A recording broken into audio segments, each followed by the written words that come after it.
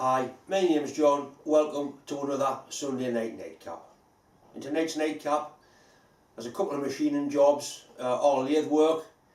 I go to a railway museum again. It's a bit clinically clean for me, but that's some good shots of the locals there. Put some of them in. There'll be a little bit of local history. I went for a walk, I took my camera with us, and I found one or two interesting items.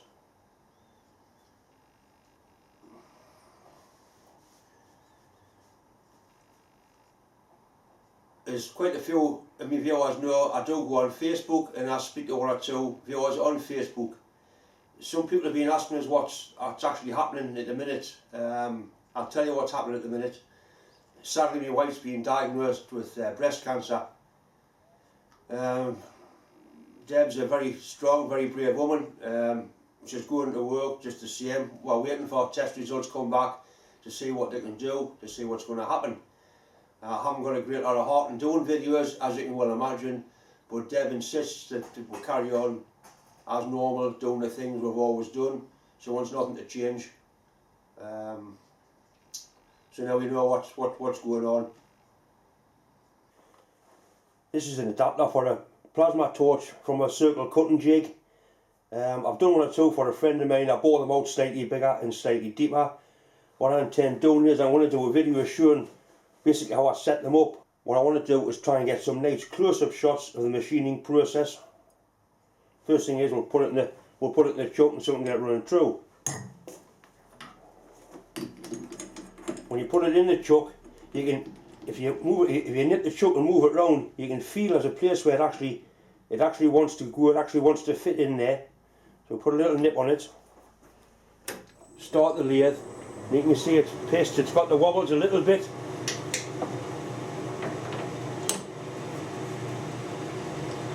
Use this pushy tool to line it up. All I've got is a bearing on the end of a shaft, mounted into a tool holder. We'll start the lathe up. See how it's wobbling, not running through. You simply fix the bearing into contact the job, and it pushes the workpiece through.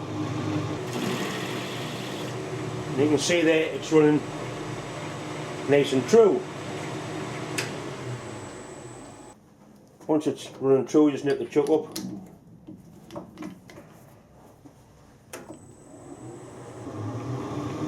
Now I can put a clock gauge on there, but I can assure you that it is running true, it can't be anything else. Now take that tool off, put a boring tool on. Boring tool is already sitting on centre height because I use it all the time. We'll touch that off on the end of the job. The clock gauge onto there.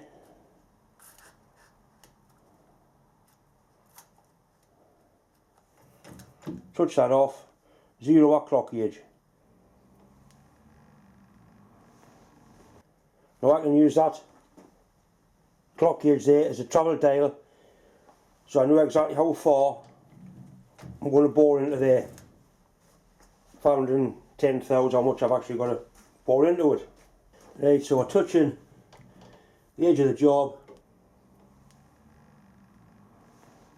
My dial's on 0. Next thing is we'll turn it in, bring it out, it's touching the inside of the bore, and with 0 we'll cross slide.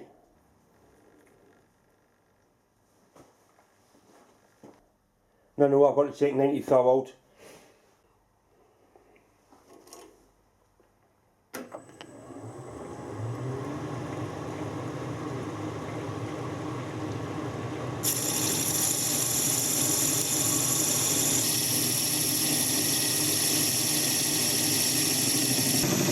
Two, three,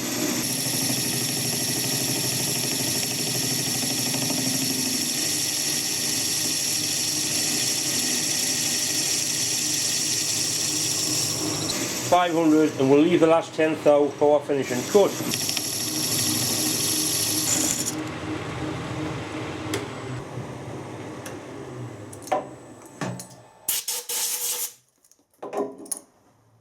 I've got a dummy shaft, the jig gets the right size. We're looking good at that. Tool change again, we'll just put a little chamfer on the edge.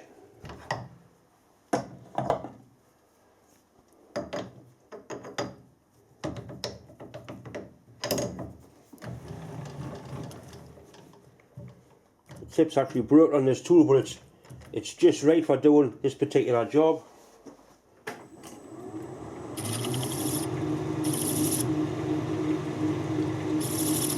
Just a little touch and it breaks the edge. That's all it takes.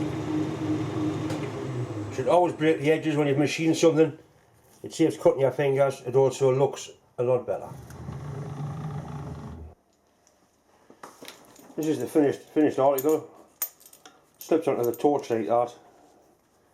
Held down by a little grub screw.